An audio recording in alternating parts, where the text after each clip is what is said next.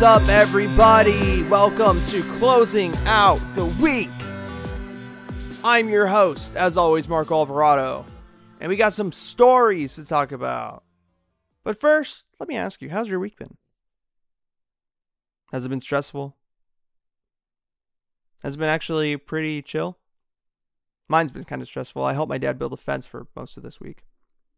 And then I have to attend a funeral tomorrow down in Southern California. So it's been rather stressful for me, but I hope it's been good for you. There's been some developments regarding COVID that I want to talk about. So let's just jump into that. Get you caught up in case you haven't caught yourself up already. There's a new report that says schools should try to reopen in person for elementary school students. What do you think about that? Well, let me tell you some facts real quick.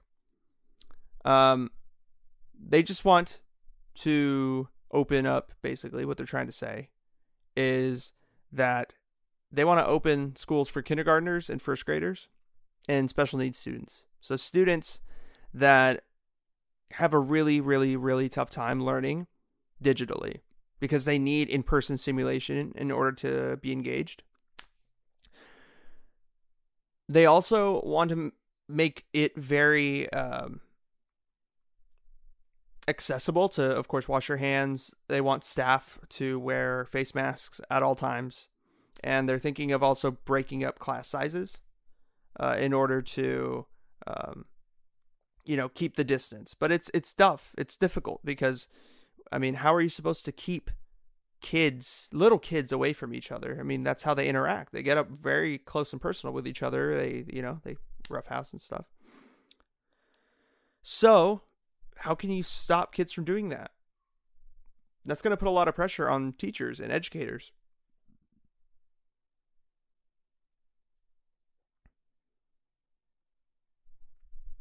So they need to be compensated more, right? They need to be compensated adequately for the added stress that they're going to be under from not just interacting with more humans than they would be just staying at home, but also because their job is pretty fucking hard. A lot of people have been saying for a long time teachers need to be paid more, but now if they're going to be working with kids in very close quarters inside and having to make sure that they stay apart, there's a lot of added stress to that, and they deserve to get paid more. I know that for the other age groups that still need to go to school too, a lot of school districts are kind of leaning more towards shifting lessons to become at-home based, meaning for older kids, they could still do Zoom calls and stuff. But for younger kids who are like in the in-between, so like second to like maybe like 6th grade, maybe 7th grade, it would be at-home learning, meaning the parents would basically be homeschooling the children. Those are the only two possibilities I see working at this point. Just because if you reopen everything, obviously that's bad. But if you close everything off, those special needs students, first and kindergarten grades would be hurt the most too, because they need engagement. They need physical, in-person engagement. It's basically what this article is saying. But we'll see what happens. Of course, how schools can reopen depends on each state, each county, each district, there's so much bureaucracy that goes into decision makings and what each district can or cannot do. So we'll see, but I'll definitely keep you guys updated on this story as more details come about. Next story is coming from, I guess it's not down under. I wouldn't say this is down under. I mean, maybe it is. It's Oceania, so I don't know. New Zealand. They've had 0 new cases. At one point for 24 days straight. Now they have 2 new cases. Wah, wah, wah. But compared to us, that's fucking awesome, right? How did they get to that point? Well, I'll tell you. It was a wee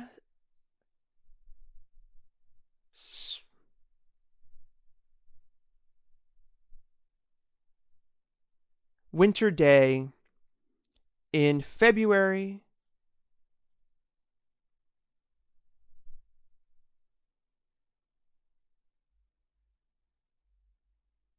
It was a wee winter morning on February 2nd in New Zealand, and news broke that a man from the Philippines became the first person outside of China to die of COVID-19. The next day, what did New Zealand do? Did they pretend that the distance between the Philippines and New Zealand would protect them? Much like America and Europe thought, Asia's a faraway place. We don't need to do anything. That's their problem, right? Did they do that? No, actually. The next day,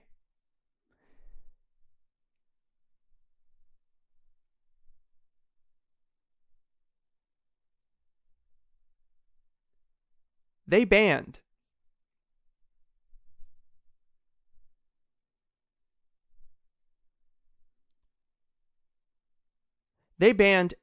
any foreigner coming from China.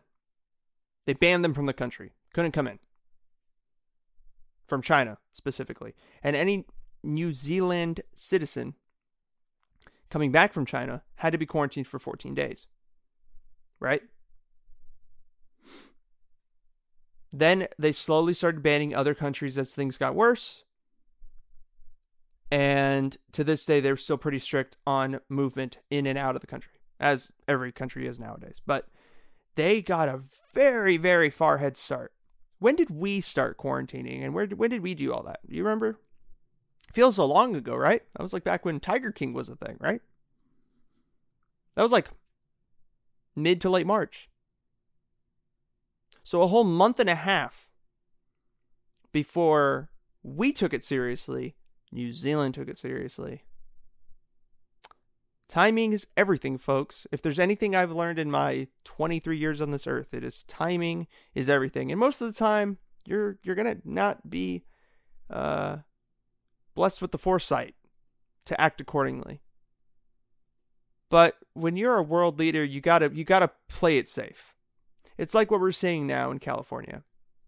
Cases are spiking through the fucking roof. Why?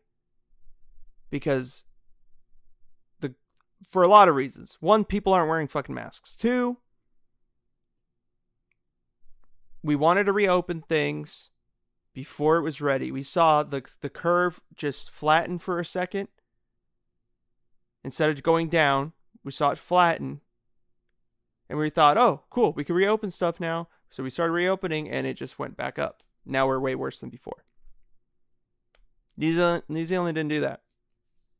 They're very strict on it. And also, people trust their government there.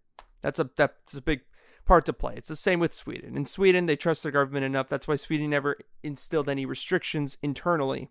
They just suggested, please wear a mask, please distance yourself. And yeah, they have a lot more cases than New Zealand. But at the same time, they have a lot less than here. So, yeah.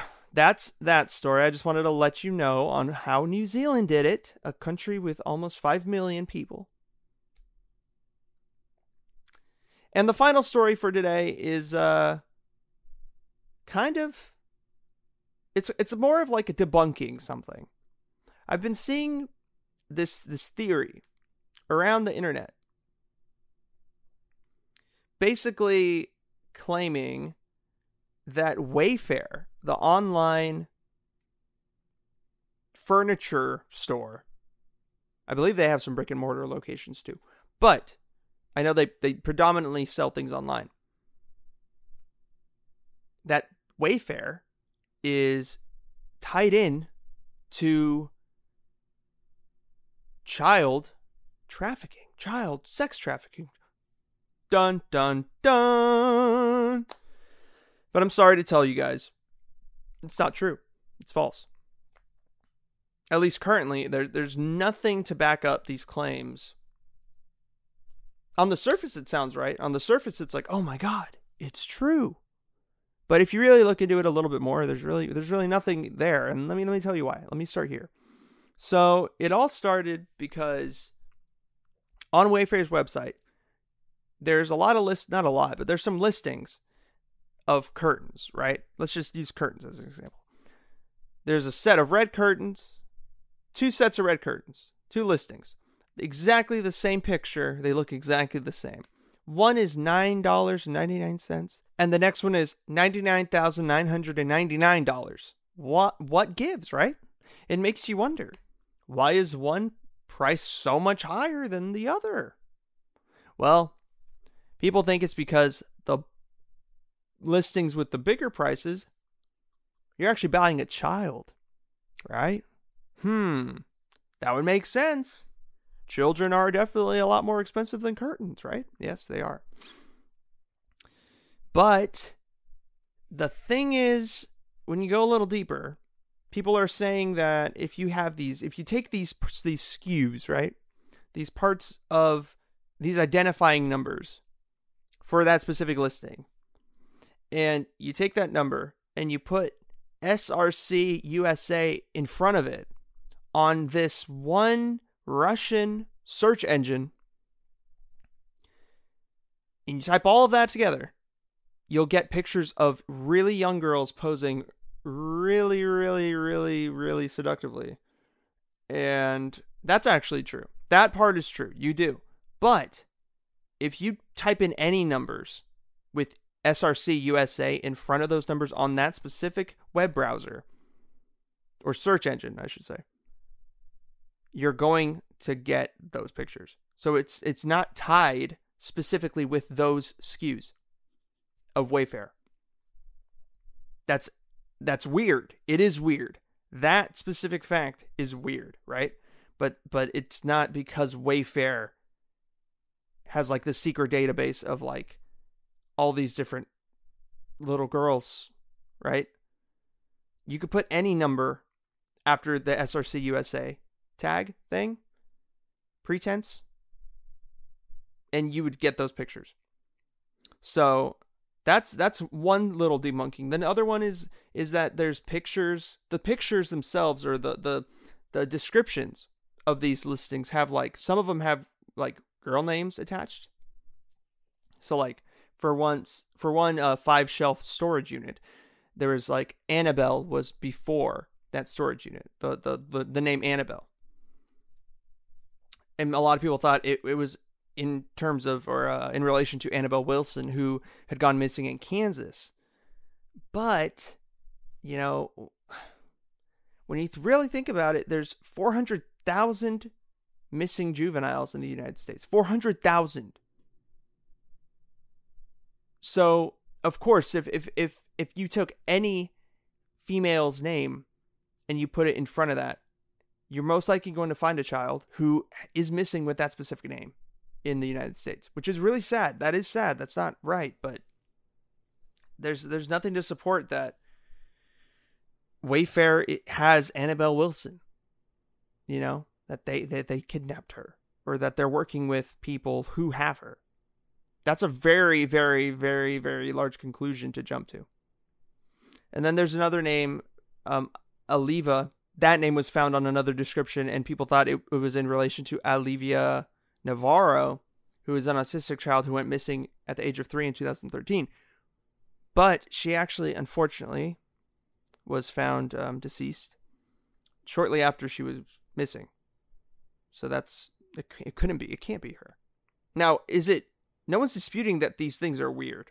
That you have these prices, which you see the same thing on like Wish and other online shopping retailers, where you see these just like ridiculous prices next to this one item that's just really cheap, that you could only get like for $10 at Walmart, but you're going to really charge me what, like almost $10,000, $20,000 for it?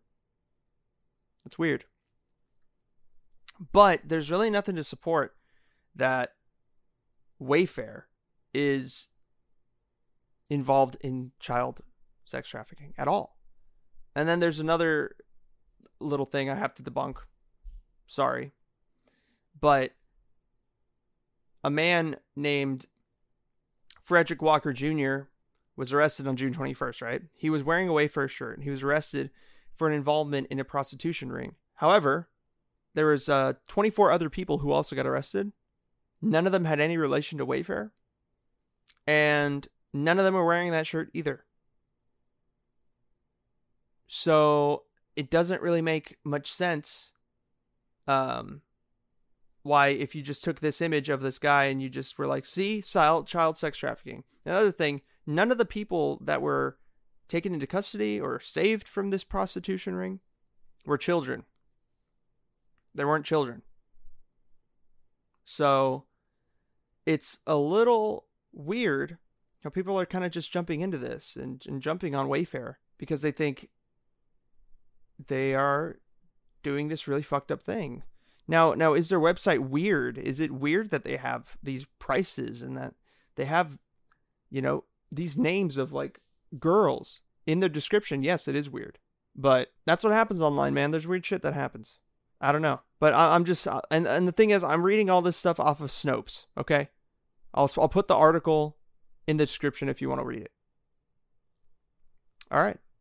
So now it is time for the theme of the week, and I'll be quick. The theme of the week is consideration.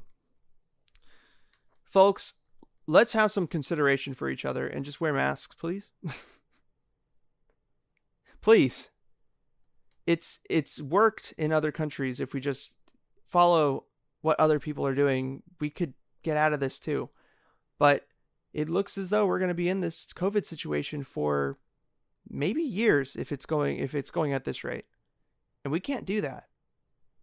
There's other countries that are already recovering, and we are getting worse. We need to do something. We need to get over ourselves and just put the piece of cloth over our fucking face. That's it. That's all we need to do. And it'll help out a lot. Let's be considerate, please. Don't worry, you can still be Republican and put a fucking cloth on your face, alright? You're still a man. Alright? Don't worry. Nobody's thinking lesser of you for doing it. Actually, people will think more of you. The people that really do matter will think more of you. Okay? Alright. And with that, concludes this, I'll conclude this episode of Closing Out the Week. Hope you guys have a great weekend. I'll talk to you guys next week on Wednesday for the Closers Podcast. Take care.